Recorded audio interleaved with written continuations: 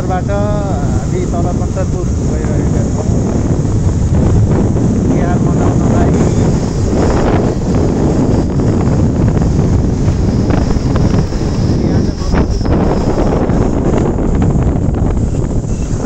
बजाङ जाने बस। Hello good morning. अर्को काठमाडौँ बाजुरा जाने साथीहरूलाई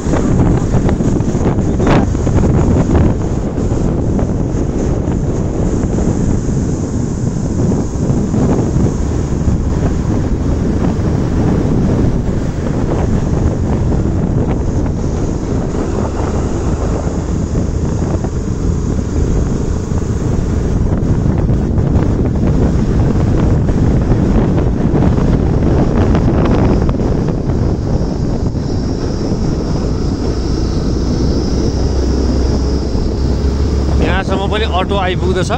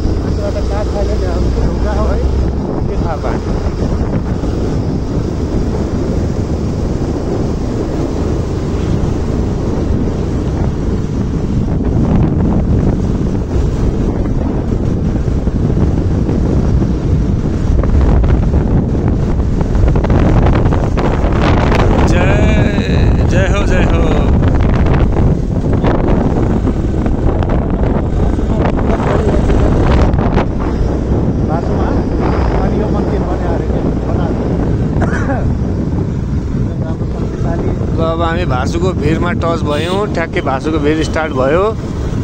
निकै नै के भनिन्छ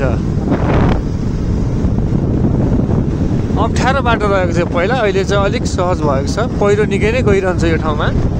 गरेको हुनाले बाटो चाहिँ त्यति बिग्रेको छैन, तर माथिबाट ढुङ्गाहरू ढुङ्गा पनि आउँछ। बर्खाको बेला निकै नै अप्ठ्यारो पर्छ। अप्ठ्यारो हुँदो रहेछ। ल हेर्नुहोस् गाइस भासुको भिर कस्तो छ।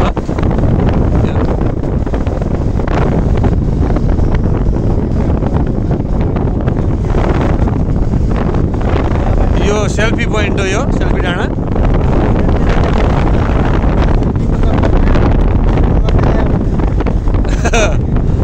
हेर्नुहोस् तल कति गहिरो छ, केही देखिँदैन। यस्तो भासुको भिर चाहिँ यस्तो डाँडा छ।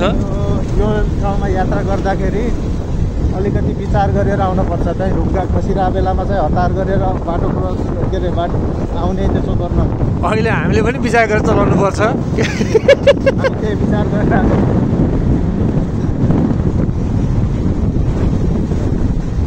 भासुको भिर सक्यो। अब यहाँबाट झन्डै 7 किलोमिटर हामी गयौँ भने खानी डाँडा बजार आउँछ।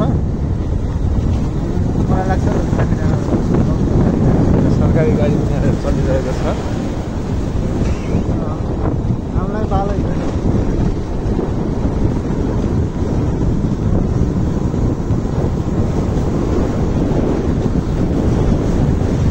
4 मिनटको भिडियो अब बन्द गरौँ।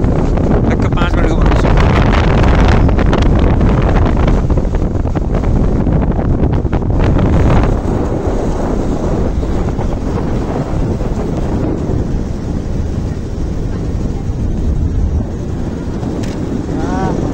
कस्तो मिठो घाम